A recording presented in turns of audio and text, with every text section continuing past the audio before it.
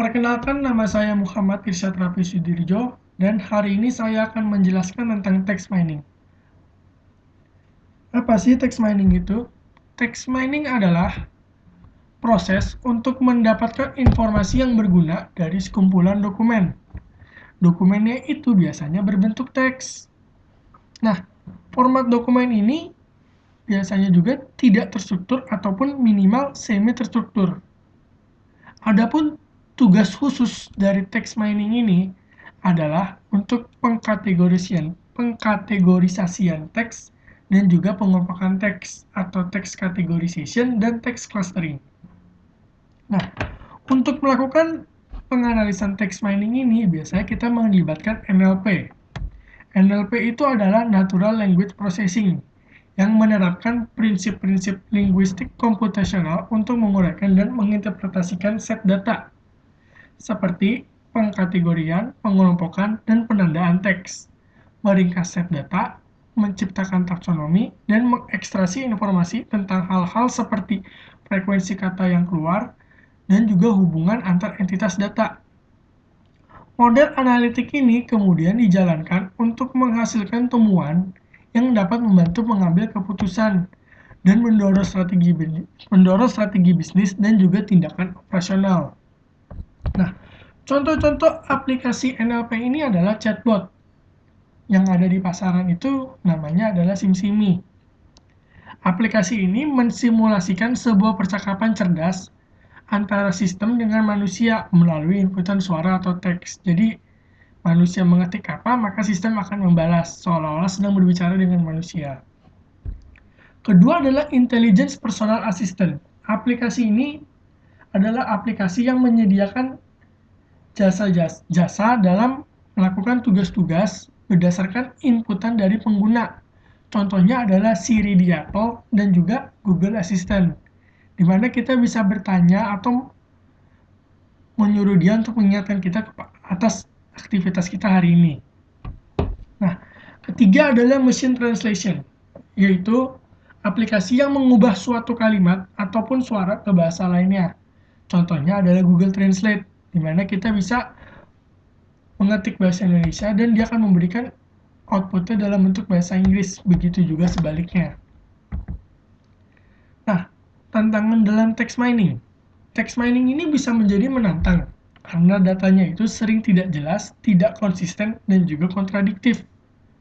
Upaya menganalisanya pun juga biasanya dipersulit oleh ambiguitas yang dihasilkan dari bahasa slang, sarkasme, dialek regional, dan juga bahasa teknis khusus. Akibatnya, algoritma text mining ini harus dilatih untuk mengurai ambiguitas dan ketidakkonsistenan. Nah, untuk menyelesaikan permasalahan ini, biasanya kita harus menyiapkan algoritma-algoritma khusus pada saat pengkategorisasiannya, sehingga dia bisa memilahkan mana yang bahasa-bahasa yang benar bahasa dan bahasa-bahasa yang slang. Cara kerja text mining.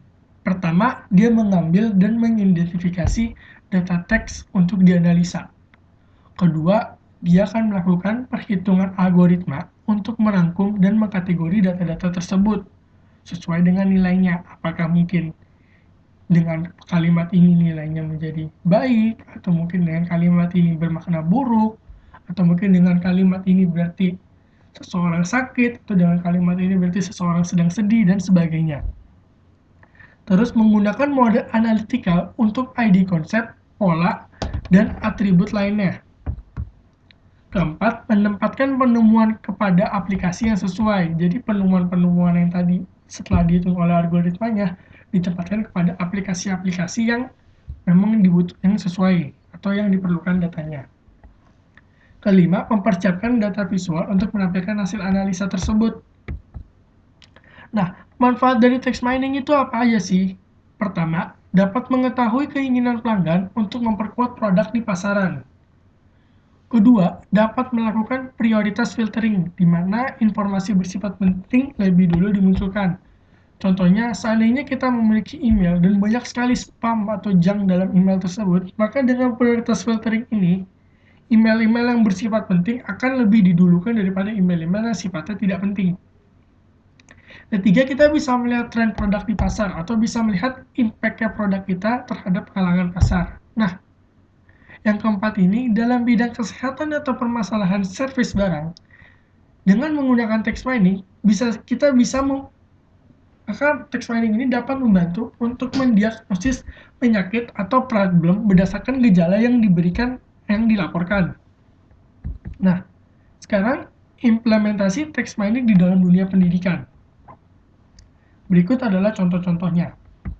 Pertama, pada saat evaluasi mata kuliah. Evaluasi mata kuliah adalah contoh dari implementasi text mining terhadap pendidikan. Misalnya, seorang dosen memiliki mahasiswa lebih dari 200.